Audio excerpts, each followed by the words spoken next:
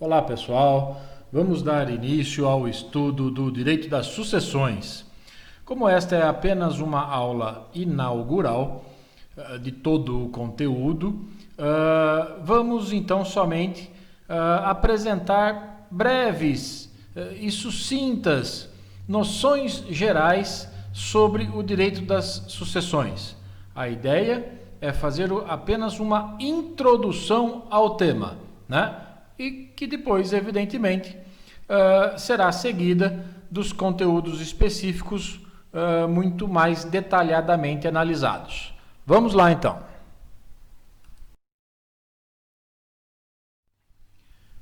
A palavra sucessão deriva do latim successio, ou como dito por outros, successio, né? O significado desse termo, como tenho certeza que alguns já deduziram, né? É o ato de suceder alguém, o ato de seguir ou de continuar numa determinada situação no lugar de alguém. O significado da palavra sucessão facilita o entendimento do que vem a ser o direito das sucessões, que nada mais é do que aquele conjunto de regras, aquele conjunto de normas que regulam, que tem como objetivo regulamentar toda a transmissão de direitos e obrigações deixados por alguém que faleceu. O objeto do direito das sucessões, então, é a transmissão mortis causa, né? É a transmissão daqueles direitos e obrigações em razão da morte de alguém, né? Essa transmissão, ela ocorre quando uma pessoa sucede a outra, quando uma pessoa assume o lugar da outra e, consequentemente, passa a ser titular dos direitos e obrigações da pessoa falecida.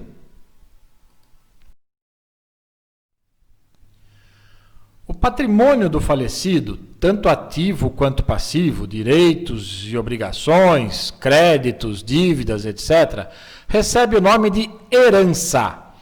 A coisa certa deixada pelo falecido, por exemplo, o veículo tal, a casa da rua tal, número tal, né? Esta coisa certa e determinada deixada pelo falecido recebe o nome de legado. Portanto, quem deixa a herança ou o legado é o falecido. E quem recebe é o herdeiro ou legatário. O que gera a transmissão do patrimônio do falecido aos seus sucessores é a morte. É com a morte que se abre a sucessão. E nós veremos isso mais detalhadamente, inclusive, analisando os artigos do Código Civil na nossa próxima aula. Ainda a título introdutório, penso ser importante esclarecer que a herança é dividida em duas partes, né? Numa parte, ela é chamada de indisponível, que é a legítima, e na outra é a parte disponível, né? Então, existe uma parte disponível e outra indisponível. Essa indisponível, que é a legítima, né, é aquela parte que não pode ser deixada em testamento. Por que isso? Porque ela pertence obrigatoriamente aos herdeiros necessários. Quais são os herdeiros necessários?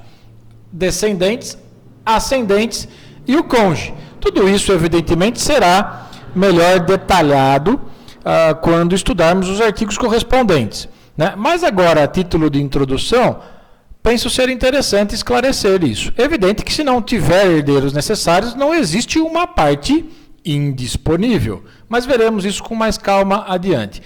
Já a parte disponível é aquela que pode ser deixada a qualquer pessoa, de forma livre pelo testador, né? Através de um testamento. A sucessão testamentária também será objeto de estudo durante esse conteúdo do direito das sucessões. A legítima, também adiantando um pouco o assunto, né? Essa parte legítima, essa parte indisponível, ela corresponde à metade do patrimônio do falecido, enquanto a parte disponível é a outra metade. Diante do que foi dito agora, você já deve ter percebido que o falecido não tem liberdade total para testar. Ele não pode deixar, através de um testamento, todos os seus bens para quem ele bem entender. Isso se ele tiver herdeiros necessários. Porque se ele tiver herdeiros necessários, apenas a parte disponível da herança é que pode ser objeto de testamento. Lembrando que os herdeiros necessários são os ascendentes, os descendentes e o cônjuge. Portanto, observem que o Código Civil regula duas espécies de sucessão: a testamentária, na qual os herdeiros são indicados pelo testador em seu testamento, e a legítima, onde os herdeiros são aqueles indicados pela própria norma, pelo próprio Código Civil. Ninguém é obrigado a fazer um testamento. E sempre que um falecido não deixar um testamento, a sucessão será legítima, ou ab intestato, o que significa sem testamento, né? Quando você lê sucessão ab intestato, você já sabe que se trata de uma sucessão sem testamento. O falecido não deixou um testamento. E sem testamento significa que os herdeiros são aqueles determinados pela lei, né? Pelo Código Civil. Daí o nome sucessão legítima. Também será legítima a sucessão, né, se o falecido tiver feito um testamento, mas ele for considerado nulo, se ele caducar ou se o testamento for revogado. Nós veremos detalhes, possibilidades de revogação do testamento, as hipóteses de caducidade do testamento e também de nulidade do testamento no transcorrer do curso.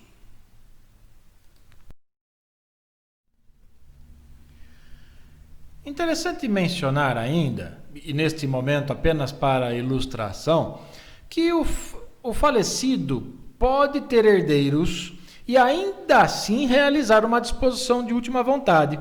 Então é possível que o falecido tenha deixado herdeiros e ainda assim tenha feito um testamento, né? O que pode ocorrer neste caso é que a parte indisponível, ou seja, a legítima, fique para os herdeiros necessários e a parte disponível ele entregue para qualquer outra pessoa, um amigo seu, por exemplo, que sequer tenha relações de parentesco com ele, né? Então, isso é possível acontecer.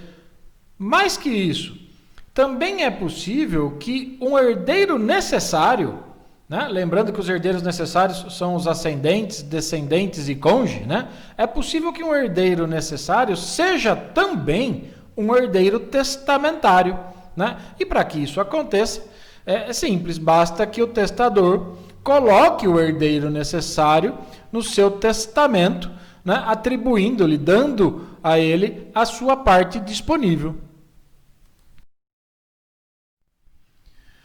Já caminhando para o final desta introdução ao direito das sucessões, é importante que entendam como o direito das sucessões foi disponibilizado no Código Civil e como ele foi dividido, como o assunto foi dividido na nossa lei civil. O direito das sucessões constitui o livro 5 do Código Civil. Este assunto está previsto nos artigos 1784 até o artigo 2027. Esse livro 5, ou seja, o direito das sucessões, foi dividido em 4 títulos. O primeiro, da sucessão em geral, o segundo, da sucessão legítima, o terceiro, da sucessão testamentária e o quarto e último, do inventário e da partilha. Portanto, são 4 títulos que compõem o livro 5, Direito das Sucessões.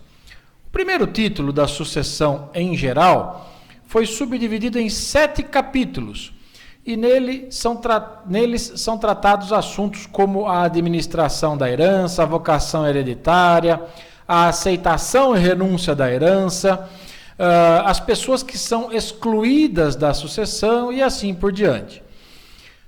No título 2, que aborda a sucessão legítima, este título é composto de 3 capítulos, né?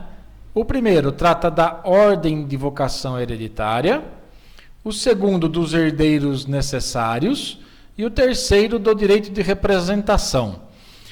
Muita atenção de todos para esse título 2 da sucessão legítima.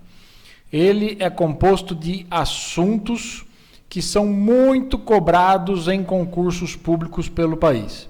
Então, evidentemente que veremos tudo isso com muito detalhe, né? Mas já chamo a atenção de vocês para esse título 2. O terceiro título do direito das sucessões é a sucessão testamentária.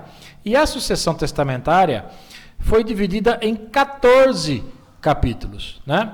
Tratando das formas ordinárias de testamento, das formas especiais de testamento, quem tem capacidade para testar, né?